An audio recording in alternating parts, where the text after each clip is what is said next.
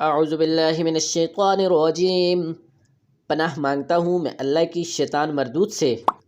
بسم اللہ الرحمن الرحیم، اللہ کے نام سے شروع جو بڑا مہربان نہایت رحم والا ہے۔ واتخذ قوم موسى من بعده من حليهم عجلا جسدا له خوار ألم يروا أنه لا يكلمهم ولا يهديهم سبيلا اتخذوه وكانوا ظالمين۔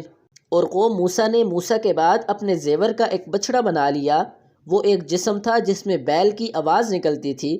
ان لوگوں نے یہ نہ دیکھا کہ وہ ان سے بات کر سکتا ہے اور نہ ان کو رستہ دکھا سکتا ہے، اس کو انہوں نے معبود بنا لیا اور اپنے حق میں ظلم کیا۔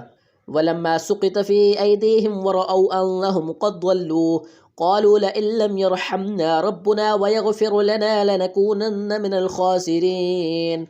اور جب وہ نادم ہوئے اور دیکھا کہ گمراہ ہو گئے ہیں تو کہنے لگے کہ اگر ہمارا پروردگار ہم پر رحم نہیں کرے گا اور ہم کو معاف نہیں فرمائے گا تو ہم برباد ہو جائیں گے۔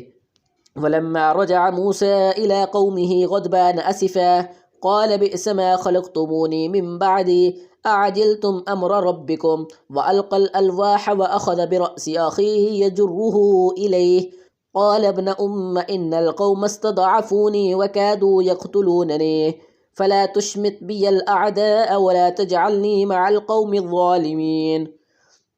اور جب موسیٰ اپنی قوم میں نہایت غصے اور افسوس کی حالت میں واپس آئے تو کہنے لگے کہ تم نے میرے بعد بہت سی بدعتواری کی، کیا تم نے اپنے پروردگار کا حکم یعنی میرے اپنے پاس آنا جلد چاہا؟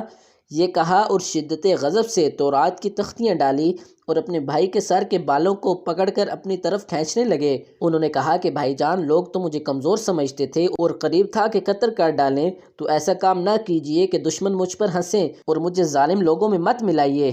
قال رب اغفر لي ولأخي وأدخلنا في رحمتك وأنت أرحم الراحمين۔